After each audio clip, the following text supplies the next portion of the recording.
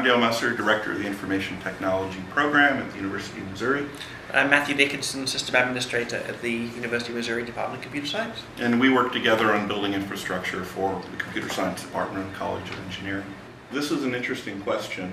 If the two of us who build and support infrastructure for research and learning were to be part of a community that had access to gigabit level networking, what would that mean to us? It's almost mind-blowing the possibilities that one could come up with. That's greater than the whole university has in connectivity at the moment.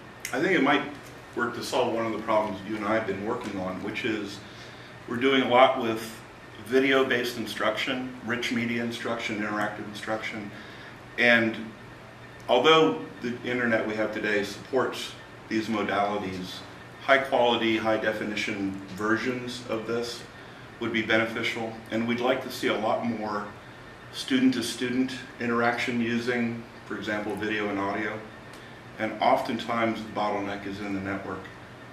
Do you think there would be a shift towards cloud computing, and what benefits would that have? Well, we are already shifting to a cloud computing modality. We have virtual servers, virtual desktops running, largely because students need to be able to be in different locations, accessing applications.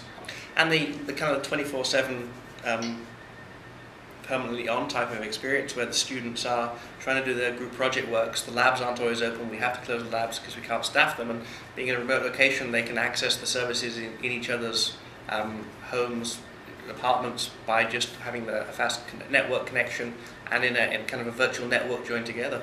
You know, it's an interesting thing about personal computing. When we moved to personal computers and specifically laptops, we basically changed from having to go to sacred places to do work. You know, when I was in college, we'd go to the data center, and that is where computing took place. Over in the library, we have the telepresence center. Well, that goes back to really creating the data center model. If I want to do a telepresence video conference, I've got to be over in the library, or I have to reserve that space. It doesn't allow for impromptu uses. It is much more formalized, much more difficult to make it happen.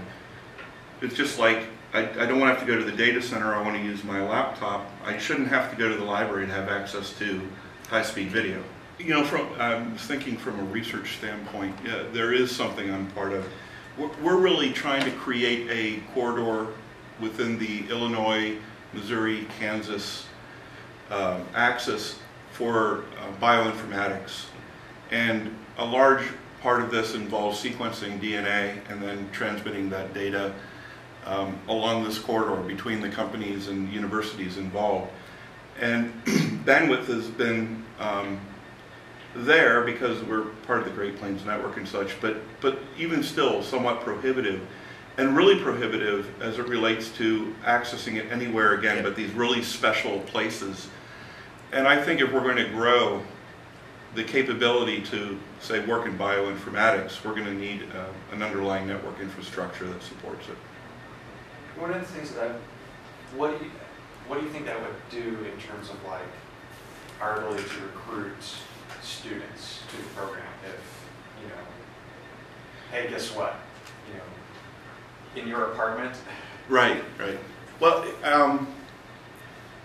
it's not just recruiting students to the program, and I see value in recruiting students, but the overall ecosystem of Columbia changes. One of the things we were just talking about is our partnership with companies within the area, companies looking to move to Columbia, and we're starting to hit kind of a place in time where we're seeing more and more tech residing in Columbia. And every time a new company comes or a new ability comes into existence, we're making it more valuable for more companies to come and more people to come. And so in terms of economic development, in terms of opportunities for the students when they graduate, in terms of the value of the community as a whole, we really need to create an ecosystem that supports it. And there's absolutely no doubt that high-speed networking is a valuable part of that ecosystem.